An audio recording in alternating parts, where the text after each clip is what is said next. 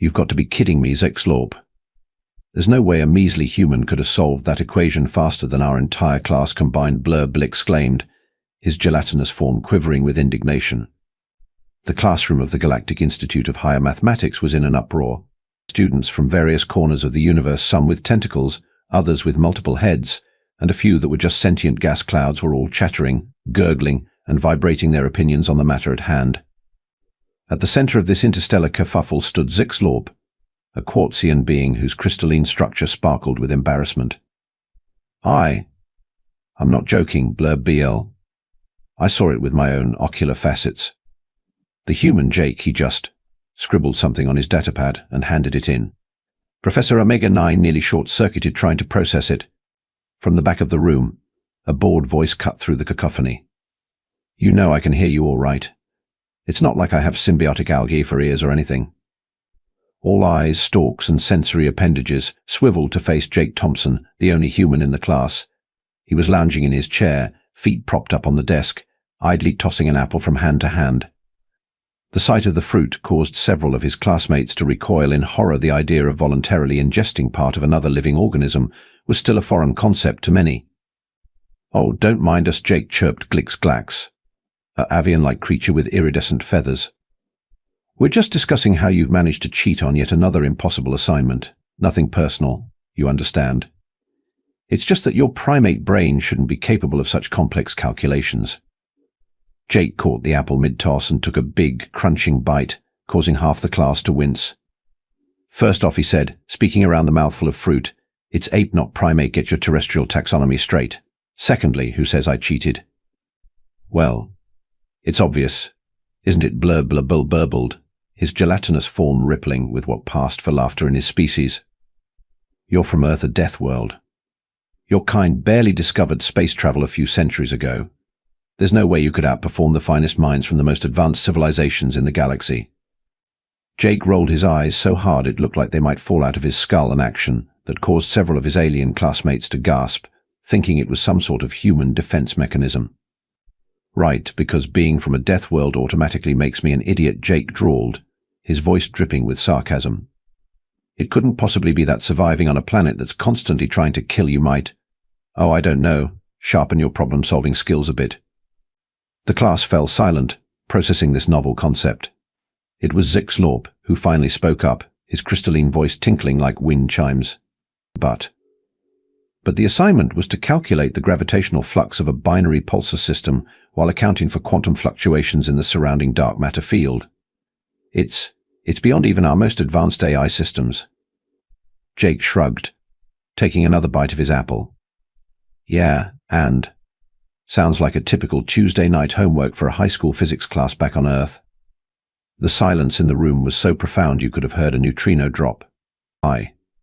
School Glix-Glax finally managed to squawk out. You mean to tell us this is the level of education you give to your young? Well, yeah, Jake said, tossing the apple core into a nearby recycling unit. I mean, not everyone takes advanced astrophysics in high school, but it's an option. How else are we supposed to prepare the next generation for the cutthroat world of intergalactic academia? The assembled aliens exchanged bewildered glances. The idea that humans would willingly subject their offspring to such mental rigors was almost as horrifying as Jake's casual consumption of plant matter. But how, Blurble demanded, his gelatinous form now a turbulent whirlpool of confusion. How could you possibly solve an equation that stumped even the brightest minds from the Andromeda Institute of Quantum Mechanics? Jake sighed, realizing he wasn't going to get any peace until he explained. He stood up, stretched, causing several nearby aliens to flinch at the audible popping of his joints, and made his way to the holographic board at the front of the class. All right, gather round, class. Uncle Jake's about to blow your minds, figuratively speaking, of course. Wouldn't want any of you with easily ruptured cranial membranes to get the wrong idea. As the assorted aliens cautiously approached, Jake began to sketch out his solution on the board. His classmates watched in a mixture of awe and horror as complex equations and diagrams materialized before their eyes. You see, Jake explained, his tone somewhere between a lecture and a stand-up comedy routine. The trick is to approach the problem from a multidimensional perspective. You guys are all stuck thinking in linear time. But if you consider the gravitational effects across all possible quantum states simultaneously, He continued his explanation, peppering it with Earth-based analogies that left his audience more confused than ever. It's like trying to calculate the trajectory of a football during a game of underwater rugby. If the football was also a Schrodinger's cat and the field was actually the surface of a Mobius strip. By the time Jake finished his explanation, half the class was staring at him in slack-jawed amazement, while the other half seemed to be experiencing the alien equivalent of an existential crisis. And that's basically it, Jake concluded, dusting off his hands. Any questions? A tentative appendage rose from the back of the room. It belonged to Exeast, a being composed entirely of electromagnetic waves. Yes, what's a football? Jake face-palmed so hard the sound echoed through the classroom. Really? That's your takeaway from all this? Well, excuse us for not being well versed in the intricacies of Earth sports, Glix-Glax huffed, ruffling his feathers indignantly. Some of us were a bit preoccupied trying to comprehend how you turned the fundamental laws of physics into a pretzel. A what now? Exeast asked, even more confused. Oh, for the love of it's a type of food. Never mind, Jake groaned. Look, the point is, the solution isn't that complicated if you just think outside the box a little. Outside. The box, Blurb Beale repeated slowly, his gelatinous form morphing into a rough cube shape. But we're not in a box. The classroom is clearly a dodecahedron. Jake took a deep breath, reminding himself that patience was a virtue, especially when dealing with beings whose concept of metaphor was about as developed as a flatworm's understanding of interpretive dance. It's a figure of speech, he explained, with the tone of someone who had long since passed the point of exasperation and was now entering a zen-like state of resigned amusement. It means to think creatively, to approach a problem from an unexpected angle. Ah, I see, Zixlorp exclaimed, his crystalline structure vibrating with excitement. So when you say think outside the box, you actually mean consider alternative problem-solving methodologies beyond conventional paradigms? Jake blinked. Yeah, sure. Let's go with that. Just then, the classroom doors slid open with a soft hiss, revealing Professor Omega-9. The robotic instructor's lead eyes flickered rapidly as it scanned the room, taking in the scene before it. Students, it intoned in its melodious, synthesized voice, I trust you have been using this time productively to discuss the finer points of quantum gravitational theory. The aliens all began speaking at once, a cacophony of chirps, burbles, and electromagnetic pulses filling the air. Jake, meanwhile, simply leaned back against the holographic board, an amused smirk playing across his face. Professor Omega-9's head rotated a full 360 degrees, its equivalent of a confused head shake. One at a time, please. Zixlorp, perhaps you can summarize the class discussion. The Quartzian being sparkled nervously. Well, Professor, we were. That is to say, Jake was explaining how he solved the homework assignment. The robot's lead eyes blinked rapidly. Ah, yes, Mr. Thompson's solution. I must admit it was unexpected. That's one way of putting it, Blurb Beale muttered, earning him a sharp look from the professor's rear set of optical sensors. Indeed, Omega-9 continued, Mr. Thompson's approach to the problem was unorthodox, to say the least. However, after running the calculations through my quantum processor several trillion times, I can confirm that his solution is not only correct, but also elegantly simple. A collective gasp went through the classroom. Even Jake looked surprised. He hadn't been entirely sure his back-of-the-napkin calculations would hold up under scrutiny. But how, Glix-Glax squawked. How could a human from a backwater death world possibly outperform the most advanced minds in the galaxy? Professor Omega-9's eyes shifted to a soft blue hue, its equivalent of a gentle smile. Perhaps, Glix-Glax, that is precisely the reason. Mr. Thompson, would you care to elaborate? All eyes turned to Jake once again. He scratched the back of his head, suddenly feeling a bit self-conscious. Well, I guess it's like this. On Earth, we're kind of used to things trying to kill us all the time. Weather, wildlife, each other, you name it. It's probably tried to end our existence at some point. The class listened in rapt attention as Jake continued. So we've had to get pretty good at thinking on our feet, you know. When you're constantly facing new and unexpected challenges, you learn to approach problems from all angles. It's not about being smarter, really. It's about being adaptable. Fascinating, Professor Omega-9 hummed. And how does this relate to your solution for the gravitational flux problem? Jake grinned. Well, when I looked at the equation, I saw it kind of like a predator-prey relationship. The pulsars are the predators, the dark matter is the prey, and the gravitational flux is like the ecosystem they're operating in. Once I framed it that way, the solution just kind of fell into place. The classroom erupted into a flurry of excited chatter. Aliens were furiously taking notes, their appendages flying across datapads and neural interfaces. Silence. Please, Professor Omega-9 called out, its voice cutting through the din. Mr. Thompson, your perspective is indeed enlightening. Perhaps there is much we can learn from the unique experiences of your species. Jake couldn't help but laugh. Well, Prof, if you think this is mind-blowing, wait until I tell you guys about how we use our understanding of fluid dynamics to optimize the perfect pizza toss. The confused silence that followed was broken only by Edzate's tentative query, "What's a pizza?" Jake's eyes lit up with a mischievous gleam. "Oh boy, are you in for a treat? Well, metaphorically speaking, since I'm pretty sure half of you would dissolve if you tried to eat it." He strode back to the holographic board, erasing his previous equations with a wave of his hand. "All right, class, settle in for a crash course in Terran Culinary Physics 101. The aliens exchanged worried glances. They had signed up for advanced quantum mechanics, not whatever this culinary physics was. But curiosity, that universal trait that seemed to transcend species boundaries, got the better of them. Jake began sketching out a rough circle on the board. "So picture this. You've got a disk of dough, right? But not just any dough. This stuff's got gluten protein molecules that give it this amazing elastic property." Elastic. Dove Blur Beetle gurgled, his gelatinous form rippling with confusion. "You mean it's bouncy?" "Not exactly," Jake chuckled. "But close enough. Now, here's where it gets interesting. When you toss this dough into the air, you're not just showing off. You're actually using centrifugal force to stretch it out evenly." He proceeded to draw a series of diagrams, complete with force vectors and rotational axes. The aliens watched in fascinated horror as Jake described the complex interplay of physics and gastronomy. But that's not all, Jake continued, really getting into his impromptu lecture now. "You've got to factor in air resistance, the humidity of the room, even the microscopic variations in the dough's surface tension. It's a delicate balance, you see. Too much force, and you'll tear the dough. Too little, and you won't get that perfect circular shape." Professor Omega-9, who had been silently observing this unexpected turn of events, finally spoke up. "Mr. Thompson, are you suggesting that your species has developed a branch of physics dedicated solely to the preparation of food?" Jake grinned. "Oh, Prof, you have no idea. We've got entire institutes dedicated to food science. Ever heard of molecular gastronomy? It's like quantum mechanics, but for your taste buds."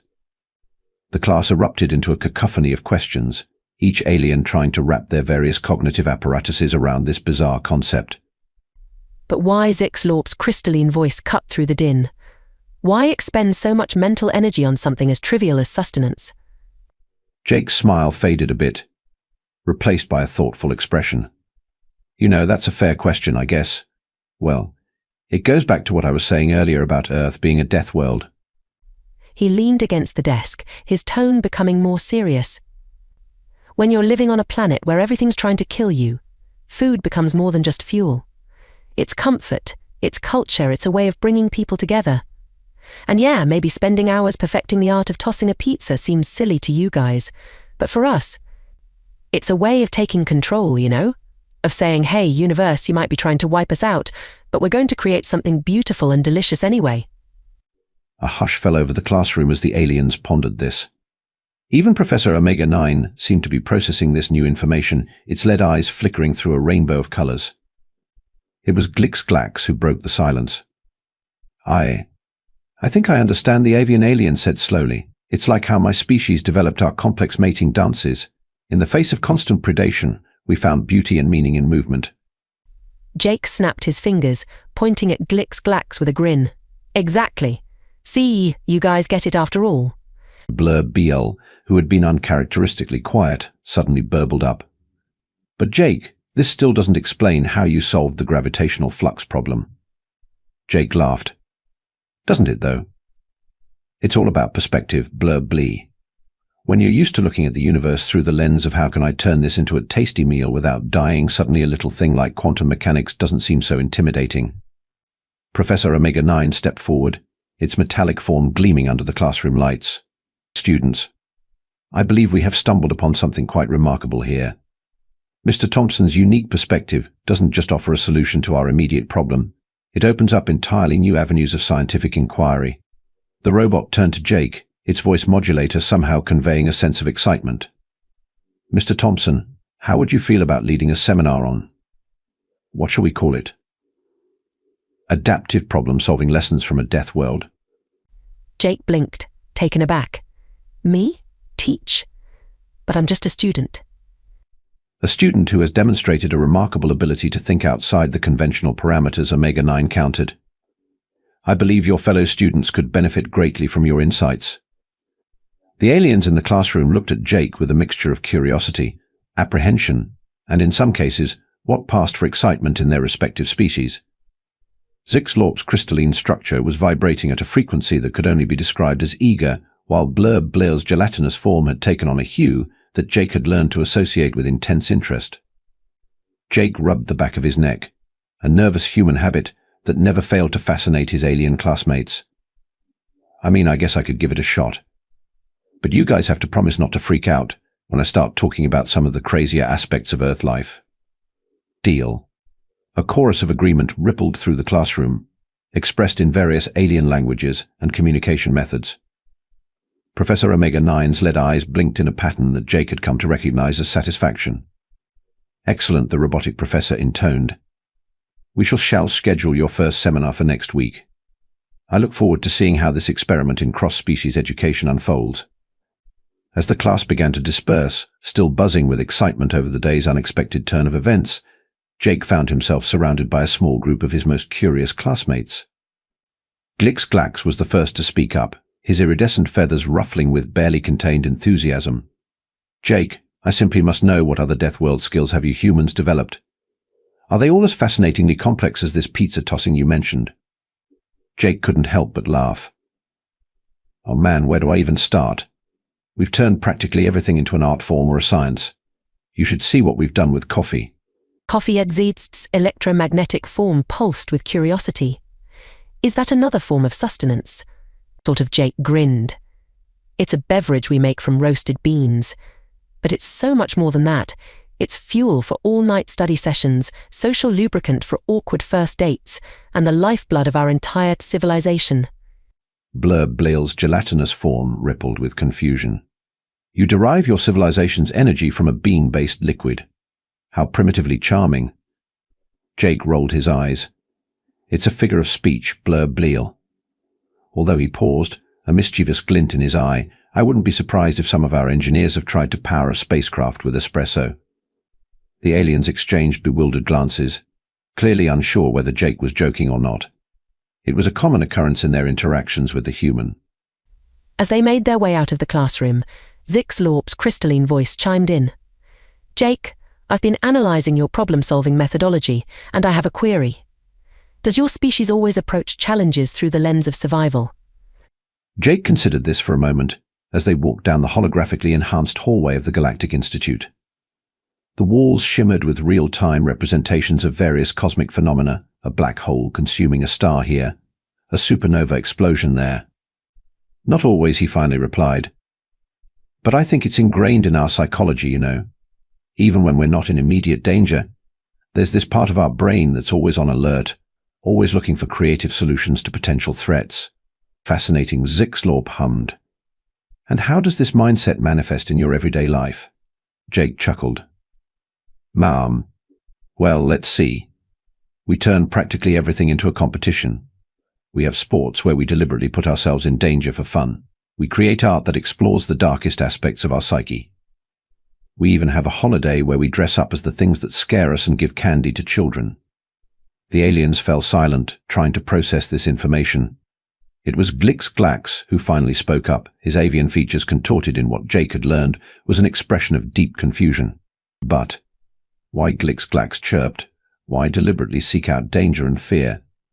Surely the logical course of action would be to minimize risk and maximize safety. Jake shrugged. You'd think so, right? But here's the thing for us. Comfort isn't always comfortable. We thrive on challenge, on pushing our limits. It's like Imagine if you never used your wings, glix-glax, they'd atrophy, become useless. We see our capacity for problem-solving the same way. If we don't exercise it, we lose it. As they reached the grand atrium of the Institute, with its swirling nebula ceiling and anti-gravity lounging areas, the group paused. The aliens seemed to be deep in thought, processing this new perspective on human psychology. It was Professor Omega-9, who had silently accompanied the group, that broke the contemplative silence.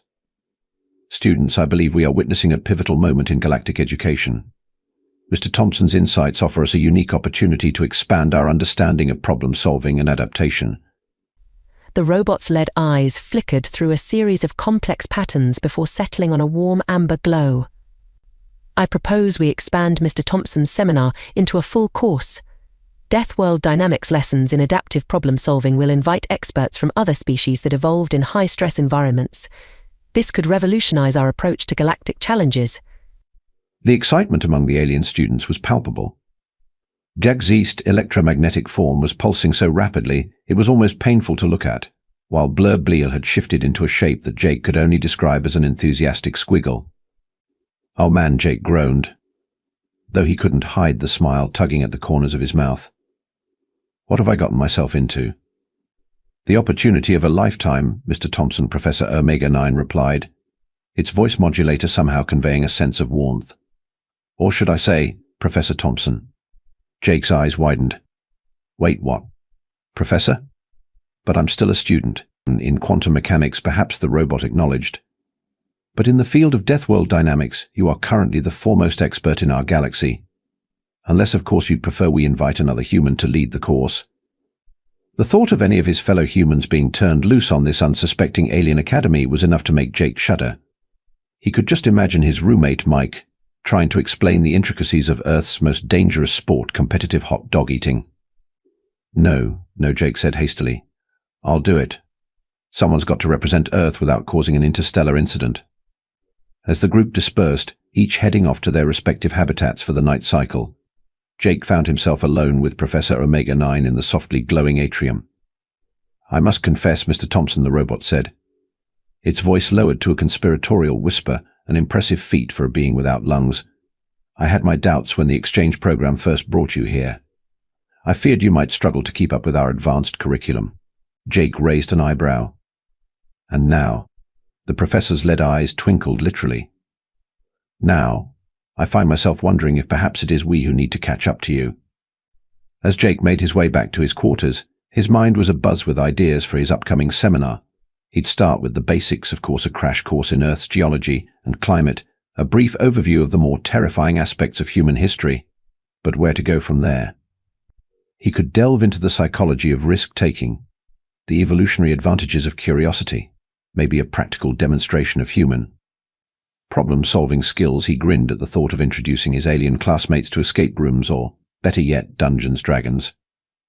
As he entered his room, Jake's eyes fell on the small terrarium he kept on his desk. Inside, a tiny cactus stood defiantly, its spines gleaming under the artificial sunlight. It was a small piece of earth, a constant reminder of the harsh beauty of his homeworld. Jake smiled, reaching out to gently touch the glass. "Well, little guy," he murmured, "looks like we've got some teaching to do. Time to show this galaxy what Earthlings are really made of." As he settled in for the night, Jake couldn't help but feel a surge of pride. He might be just one human in a vast, alien universe, but today he'd taken the first step towards bridging the gap between worlds. And who knew? Maybe, just maybe, by sharing the lessons learned on their unforgiving homeworld, humans could help create a safer, more adaptable galaxy for all species. With that thought warming his heart, Jake drifted off to sleep, dreaming of pizza-tossing competitions in zero-gravity and interstellar coffee shops, where humans and aliens could share stories of their wildest problem-solving adventures. Little did he know, his impromptu lesson had already set in motion a chain of events that would revolutionize galactic education. In the coming weeks, news of the Deathworld dynamics course would spread across the cosmos, drawing curious students and skeptical academics from every corner of the known universe. And at the center of it all would be Jake Thompson, the unassuming human who had turned a simple homework assignment into a galactic phenomenon.